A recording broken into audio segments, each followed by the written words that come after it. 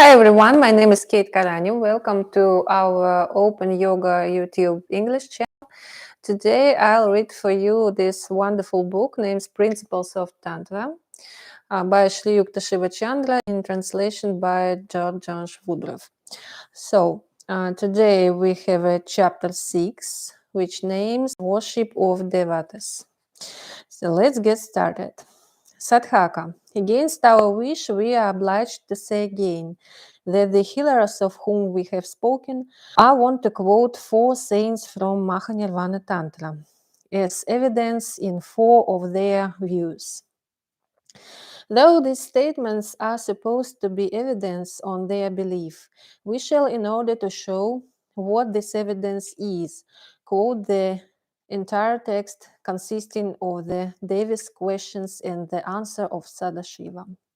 From these texts, the right thinking will readily understand how difficult it is to become a healer without killing thousands.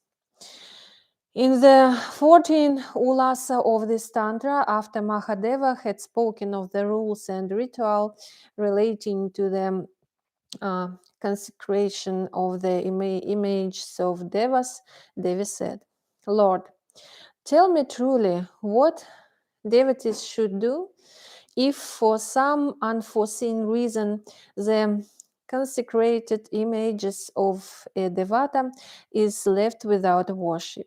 Tell me also through what faults images of Devas become unfit for worship, for what faults they should be rejected, and what means exist for remedying these faults. Sadashiva said, if there be an omission of worship for a day, then the worship should be twice performed. If for 2 days, then worship should be 4 times performed. If for 3 days, it should be celebrated 8 times. If the omission doesn't exceed 6 months, then the deva should be bathed with 8 jars full of water, sanctified by his mantra, and then worshipped. If the omission to perform worship exceeds 6 months, then the image should again be consecrated and then worshipped. If the image of a deva is defective, cracked, or breaks, it should be consigned to water. If it has fallen on unholy ground, it should not be worshipped. A defective, cracked, or broken image should be consigned to water. But an image pulled by touch should be purified and then again worshipped. Mahapithas and Anadilingas are free from all faults. That is to say, the above-mentioned causes do not operate on them to detract from their virtue. For this reason, the people should worship their own Ishta Devatas in them for the attainment of their desired blessings. Mahamaya, I have thus related to you in detail all that you wish to know for the good of men who act with a view to the fruit of action. As he thus spoke, the eye in the forehead of Bhagavan Mahakala opened as if to peer into futurity. Nowadays, one meets with many an adept in tattva, who professes to have renounced action, and says at every opportunity, the karma kanda is intended only for those who are devoid of knowledge. Why then should he who has attained to it do action? Unfortunately, most of those who say this are themselves doers of karma.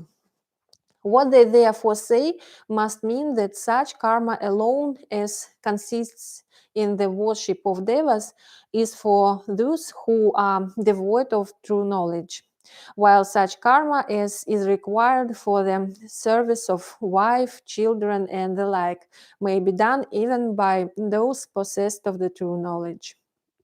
For their Shastra says, It is also by doing what pleases him that he is worshipped. However, that maybe it was as if he thought of what would happen in the future that Bhagavan, who dwells in the hearts of all wise men, said, "No jiva possessing body can be without karma for even half a minute.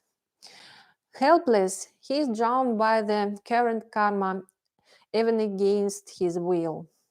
That is to say, just as everything follows the wind, which it is unable to check, so everyone follows the irresistible flow of karma. By karma alone, Jiva enjoys happiness. By karma alone, he suffers misery. Under the influence of karma alone, he is born, lives, and dies. For this reason, I have made mention of various kinds of karma in Sadhana Yoga, in order to attract the minds of those of little knowledge to Nirvana Dharma. That is to say, in order to induce them to walk until they reach the stage which follows Nirvikalpa Samadhi, and to keep them away from wrong action. That is to say, if the mind remains even engaged in the thoughts of good things, no bad thoughts can germinate in it. Sadashiva next proceeded to explain the subject of karma with more explicitness. Karma is of two kinds, auspicious and inauspicious. Through the latter, Jiva suffers acute pain and odevi. Through the former, Jiva becomes attached to the fruits of action and controlled by the bonds of karma. Sojourns again and again in this world and the next. That is to say, you must correct your notion of the twofold bond of karma to the effect that karma, consisting of worship of devas and devis, is the cause of bondage, whilst the done in the service of the world removes bondage. And you must understand that whatever you do is karma, that what is good karma is auspicious and what is bad karma is inauspicious, and that both auspicious and inauspicious karma are instrumental in causing the bondage of jiva to samsara. Not even 100 kalpas can jiva attain liberation unless both his auspicious as well as inauspicious karma come to an end. That is to say, as good karma will come to an end, so will bad karma come to an end with it. Otherwise, if all your good karma pass away, leaving the flow of your bad karma the same or gradually increasing, such a destruction of karma will not remove bondage to samsara. Right? The want of good karma will break the tie with heaven and make that with hell, yet firmer still through that influence of bad karma. As it makes no difference to the binding power of a chain, whether it be of iron or gold, so karma, whether auspicious or inauspicious, is equally powerful to bind jiva. Accumulated karma, whether good or bad, inevitable acts so as to bring the jiva back to samsara. Jiva, even though he be in constant action and endure hundreds of austerities, cannot attain liberation so long as he does not acquire true knowledge. That is to say, if knowledge is not sought as the accompaniment of action, the latter alone can never be directly instrumental to secure liberation. It is only after the destruction of sin and the purification of the heart by thought upon tattva, the thought that Brahman alone in an essential sense exists, while the world does not. That is to say, that the world is nothing but a display of the Brahman. And by performance of disinterested action, that knowledge dawns. That is to say that knowledge only appears when the mind has been so purified by the practice of Brahmatattva and constant worship of Bhagavan with karma performed without desire for fruit, that no sinful propensity arises in it, but only the presence of the pure sattva guna is felt without the least appearance of the rajas and tamas gunas. From Brahma to a blade of grass, everything in the world is the creation of Maya. Para-Brahman alone is the sole truly existent one. When knowledge of this tattva is gained, then the jiva attains true happiness. That is to say, whatever variety we see in the dualistic world is like a dream or a magic show, the creation of Maya. Just as the magician alone truly exists and all which he does is illusion, so the non-dual Para-Brahman alone is true and all the things raised by him to form the samsara are elusive. Just as when sleep is dispelled, all dreams disappear. So when by the grace of Bhagavan, the sleep of Maya is dispelled, the samsara full of Maya disappears at the same time. As when Jiva awakes, he sees that he alone and neither sleep nor dream remains. So when Jiva becomes self-conscious, he sees that neither Maya nor the samsara remains, but only he himself and the Supreme Spirit, as the Supreme Spirit. It's only when Jiva does things into the sea of tattva that he gains such happiness as never gives place to sorrow. He alone is free from the bonds of karma, who, renouncing name and form, has attained to the knowledge that on the immutable Brahman all things rest. One must rise above name and form and make all things rest in the true immutable Brahman. From this it must be understood that if Brahman is true and immutable, names and forms are false and mutable.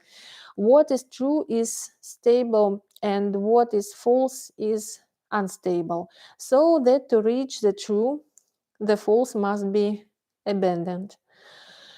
To think in Brahma Tattva, which is above Maya, names and forms which are made of Maya must be abandoned. By name and form, we must understand not true name and form, but the name and form which arise from change of nature. For instance, the true name of earth is earth. Its form is the ordinary ground.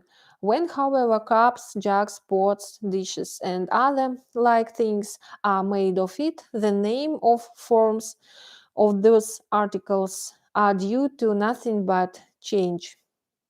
That is to say, had not the true form of earth been transformed into the changed forms of cups and the like, the substance earth would never have received the name of cups, jars, and the like. When these break and return to the form of common earth, those names also disappear along with those forms. Cups, jars, and the like are all false. Earth alone is true. Just as in understanding the nature of earth, I cannot leave out of consideration cups and the like, so in directing the mind to the nature of Brahman, I must not omit to consider the Brahmanda consisting of names and forms. It was earth before the formation of cups and it again became earth. Only for a short time between these two states, the cry of cup, cup arose, which alone is to be considered false. Shastra has therefore said, if a thing which did not exist either before or afterwards appears to exist during a middle period, know it also to be false. This falsehood, again, is not fundamentally false. A thing seen in a dream may be false, but neither dream nor sleep is false. Similarly, the world may be false, but the Maya at its root never falls. If sleep be false, who shows the dream? If Maya be false, who creates the samsara? If Maya be false, then the samsara becomes true. Maya therefore exists and will exist, and it's through this Maya that Mother Mahamaya must be seen. Gitanjali therefore thinks, Veda says, vain is our effort for everything, O brother, is Maya. Tantra says, through Maya is heard the last of Mahamaya, for it is the mother's Maya. Veda says, whatever is designed by speech and called by name is Vikara. Only earth is true. Vikara is not false. It's only the state of change of that which is real. A changed thing is only the real thing in another state. It's only the changed name and form which appear and disappear. The true form has neither appearance nor disappearance. Just as cups, jars, dishes, or whatever else you may make with earth will undoubtedly remain earth in substance. As waist chain, bracelets, or rings, or whatever else you may make with gold will be gold in substance and nothing else. So in this dualistic world, with all its variety of names and forms, father, mother, brother, sister, wife, son, daughter, you and I, non-moving and moving things, insects, flies, and the other names and forms which we see are all only the Parabrahman manifesting itself in different forms, such forms being due to change by Maya, and in rightly nothing but a manifestation of Brahman. The only distinction is that in the body of Ishvara, this power of manifestation is fully manifested, whilst in the body of Jiva, it's not so. I therefore said that because changed names and forms are false, the true names and forms are not so. In the domain of sadhana, this is Brahma vision. Gitanjali has therefore put into the mouth of Menaka. Uma is the adored of the world. No mere daughter is she. With Brahman as Hara on bejeled throne, she sits as Parabrahma Sanatani. Thy Tripura Sundara Digambara exists, for excelling in luster 10 million suns. On the left of Hara sits my Uma, whose golden beauty shines as 1,000 million moons. There lies Sadanana in Sadananda's arms. Gajanana dances in Jagadamba's arms. The music of Shambhu's Damara draws pearl of love from Kumara and from Ganesha at the clap of Uma's hands. In the arms of two Brahmas rest the two Brahma children, and you and I again are Brahma's father and mother. This samsara instinct with Brahma bliss is but a vikara of Brahman. And thus, my perfect Brahman is his charming spouse. O mountain, I hear another strange thing. Brahma, Vishnu, and Hara are Uma's sons. Uma is not thine and mine alone. She exists as everything moving or immovable in the universe. Grandfather says she is grandmother who gave birth to Pitambara and Digambara. Upon hearing you and me calling her daughter, how she must laugh in her mind.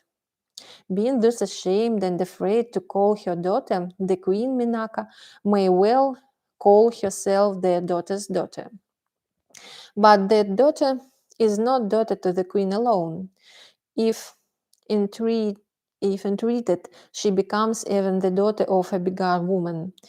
Shiva Chandra says, O Lady of the Mountain, Minaka, why now that you know all do you still call her daughter?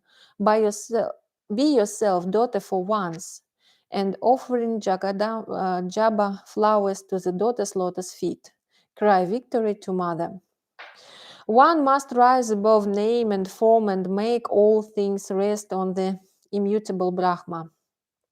In order to rise above written names and forms, discrimination is necessary.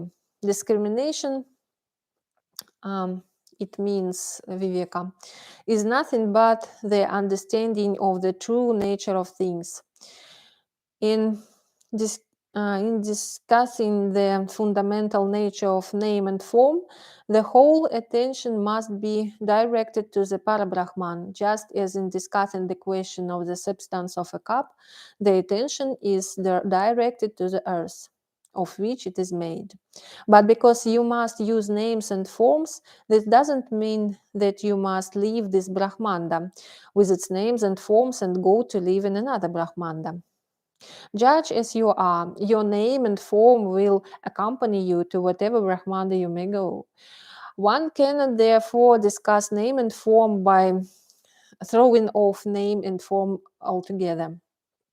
Just as the true nature of light would not be known where it is not for the existence of darkness, so the non-dualistic existence can be known without the existence of this dualistic Brahmanda composed of names and forms. Without it, there could have been no judge of dualism and non-dualism, nor indeed any necessity for such a judge. To understand the true nature of earth, it is not necessary to go to a country where there are no pots and potters. A person of intelligence will place a pot before himself and see that under its form there is really nothing but earth. He who has recognized this is not astonished at the sight of a pot, but is on the contrary pleased to see the wonderful capacity which earth possesses of taking on forms. Similarly, he who has mastered the Brahmatattva is not astonished at the sight of this created universe, but is on the contrary overjoyed to see the eternal Shakti of Brahma Maya. He forgets all names and forms and sees in every form the Brahma form, underlying the worldly form. As everyone sees that there are pots, but the wise alone know that there is nothing but earth. So, although all see the samsara full of wives, sons, and relations, the tantric sadhaka alone knows that it is nothing but Brahma Maya's self. He who has understood that in order to rise above name and form, it's necessary to forget that things have distinctive properties giving rise to such names and forms, and to know that the true Shakti of Brahma alone exists. He alone has risen above name and form and has perceived that all is but the immutable Brahman. No amount of japa, homa, and fasting will give liberation. It is by the realization alone that I am indeed Brahman that Jiva will gain liberation. As the mind of drunken or deeply slumbering man is not affected even if he is embraced by a young woman, so self-realization of perception of the real does not come to one who is intoxicated with an intense delusion and is under the influence of the sleep of Maya, even should he be animated by sadhana. If japa, homa, vrata, and fasts are not accompanied by self-knowledge, they avail nothing, even though they be practiced for 100 years. It is not, however, meant that all japa, homa, etc. is ineffective to gain liberation. For why then should it be necessary to state that under certain condition they are so ineffectual? So that's it for today, and next 10 pages we will read next time, and I think next week. Okay, thank you for watching, and please read this text yourself. And you can find the information about the Russian translation of this text on the YouTube channel of the Open Yoga School. It's another one. So thank you for watching, and bye-bye.